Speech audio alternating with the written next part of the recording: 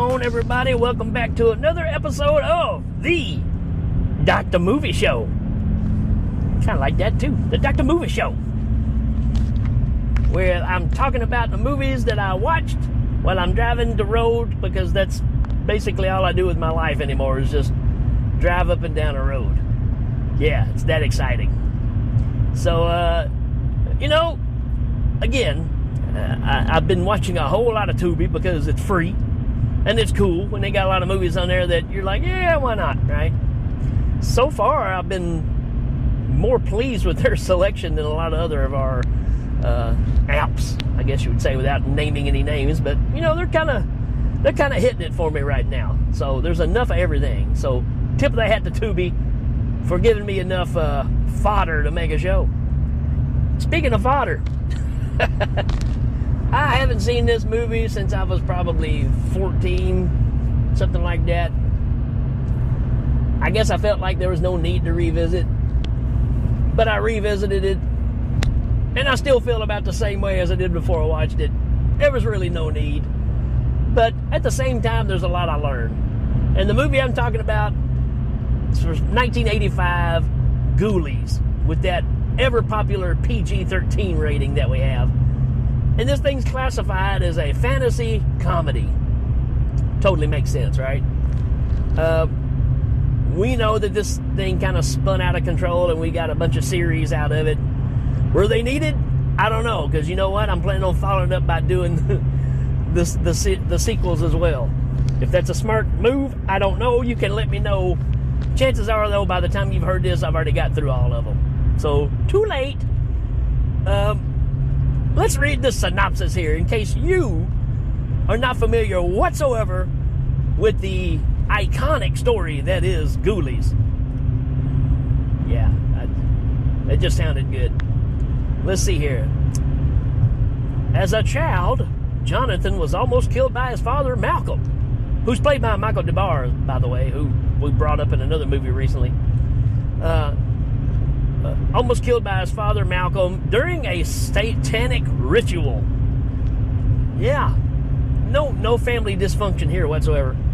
After being saved and raised by Wolfgang, who has kept him unaware of his background, Jonathan inherits Malcolm's house and moves in with his girlfriend, and the rest of it's hidden, because this is a really long synopsis.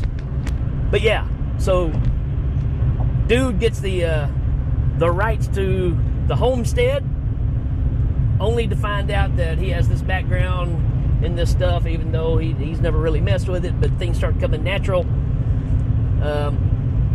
That's enough for the synopsis, I believe. So yeah, you get this opening where there's this satanic ritual going on in this place. They lay a baby up on the countertop, and the mom's like, oh, wait a minute. I thought you were just kidding. If I'd known this, I probably wouldn't have married you. But anyways, you're trying to kill my son up here, and that's just not a good thing. And Michael DeBar is like, his blood will spill tonight. It's like, wow. So he kind of does a little finger twitch at his wife, and she kind of chills out. And we get to him going to stab the baby again. He tries to touch the baby, and he gets like electrocuted. Who? Why? Don't know. But at the same time, you see Wolfgang pull off his hoodie, grabs the baby, and takes off with it. Or, that's kind of your storyline here, right? So, disappears with the baby, and supposedly Malcolm is killed. And, there's your story. Then it flashes to the awesome 80s, where everything happens, right? And dude's moving to this new house with his girlfriend. They're kind of hanging out, looking around. He finds all these satanic books. He decides to have a big party. All these people come over. You got your typical 80s preppy kind of bunch, right? You got a guy named Dick, who pretty much is one as well, hitting on all the chicks. And, you get this thing where there's several couples there together. And they're like, hey, let's play solitaire. No, let's play poker. No, let's play strip poker. So you kind of get this thing going on. And then the main guy speaks up, and he's like, hey, how about we do a ritual? He saw a book that was laying there and was open to a certain page, and instantly he knew how to do a ritual. That's what we're rolling with here, folks. So he goes downstairs, gets them all to stand in a circle. He's drawing stuff on the ground and telling them to shut up and stop acting like fools, and he starts spouting off a bunch of stuff out of a book, and nothing really happens. And then they're all like, well, let's get out of here. I'm hungry. Let's go do something else. So when they leave, he's like, oh, wait a minute. I got to close out the spell, because if not, evil could come out of this. Sure enough, that's what happens. And what do we get? Puppets. We're going to get satanic puppets from beyond to show up in this little pentagram diagram thing the guy drew on the ground. And this is 100% while we're watching this movie, right? I remember specifically watching this because who doesn't like little Muppet scary guys? And that's the main characters of the movie. But here's the thing. I didn't remember how little the Ghoulies had to do with this movie. I'm assuming that we call those characters the Ghoulies, right? Because they're on every box, VHS box and DVD thing. But they're really not, they're pretty useless. I mean, they jump up, bite people in the face once in a while, but for the most part, most of the work comes back to the two little midgets that come up out of nowhere. So I'm just wondering why it couldn't be called two midgets in the Ghoulies. I mean, just say it. They're really, it's really weird to base the whole story off of these guys because they really don't do much, right? But anyways, they now belong to the new master, who's the one that opened the portal, and he tells them that you must stay invisible to everybody else. Only I can see you. You got to stay hidden. But you see them popping up all the time. They're having this big meal.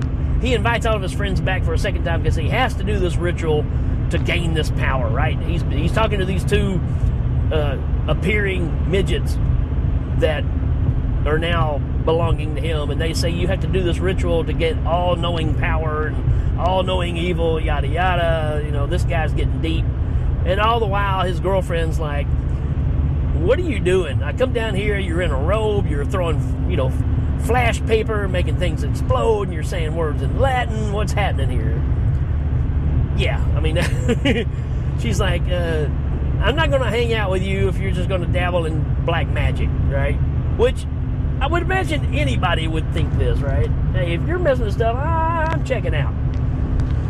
But he invites all of his friends over to do this ceremony, hypnotizes his girlfriend so she can be like his partner to help out. And, they do this ceremony, and what it really does is brings his dad back alive, who's buried in the backyard. You get this kind of cool puppet guy that pops up out of the ground. It looks pretty good, I have to admit. And of course, he gains more flesh as it goes on, right? I'm going to be honest with you. There's one scene in this movie I remember more than anything else, and that's where Dick is in bed with his girlfriend. He gets up and needs to go get a drink of water or whatever, and he goes through, and there's this good-looking blonde lady there that obviously does not belong there. She's a succubus or whatever. And she comes up and kisses Dick, and all of a sudden she backs away, and her tongue shoots out of her mouth longer than Gene Simmons. And it wraps around his neck, and she's like strangling Dick with her tongue. Hey, I couldn't have timed that any better, right? That should be edited, but guess what? It's not going to be. So she strangles Dick to death with her tongue. And, from there on, it ends up being, not this woman, it ends up being Michael DeBar, the dad, right? Malcolm. If you're going to have an evil dad, his name needs to be Malcolm, just saying. And again, we've got all these ghoulies running around, and all they're really doing is like eating cherry tomatoes and being all gross and foaming at the mouth and shaking their head. Yes, they understand. Like I said, they bite a couple of people in the face. But for the most part, they don't do a lot. This really becomes a showdown between Malcolm coming back and Wolfgang, which I'm going, why didn't you guys just fight back then instead of now, when the apparently the whole plan was for the son to grow up and read this stuff and bring his dad back alive and let him become the master again. So, that's the story of Ghoulies. I don't know what else to really add to it, but you get this big, almost kind of Big Trouble in Little China showdown between Malcolm and Wolfgang, where they're strangling each other and shooting lasers out of their eyes, and it's fun 80s stuff. But I'm just going to be honest, and again, this is Charles' band, so you can't expect a whole lot. We're just lacking some story here. I don't know if they just had a set and had some pentagrams and stuff, say, hey, let's just make it satanic. We got to have a reason to bring these ghoulies to life. Why not it be Satan, right? There you go. Couldn't do something cool like, Toxic Avenger or nothing like that. We're just going to say, the devil brought them. They're servants of the devil. And you know what? Fine. I'll go along with that, but it's not a great movie. Is it fun? Yeah, it's got some fun stuff in it. But it's, you're not missing a lot. I'm just saying. So that's pretty much where I stand on this one. I don't hate it. I just feel like it's about as good as I remember it being when I was 15. And you'd figure with a lot of years passing. Actually, I'm surprised it didn't drop, even lower. Because I remember thinking this was kind of cool back then because it was the time, right? But, yeah, it's just lacking nowadays. And that's fine. It's still fun. It's still a nostalgic film for sure because it takes you back to that time. And everybody was in the middle of the satanic panic, right? All your music and everything was leading you straight to hell. And so was the movies. And here we go. That's what you got.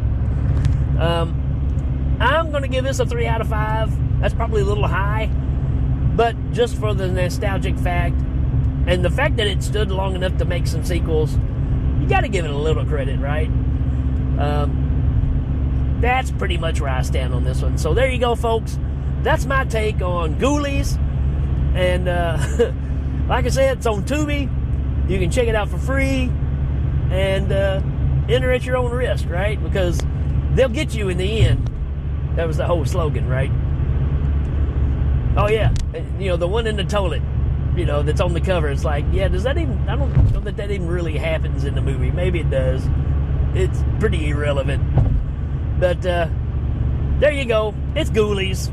3 out of 5. And if you have some recommendations or if you're a big Ghoulies fan, bring it on, man. I mean, give me some context. Give me some feedback. Give me a little more feedback there, Johnny.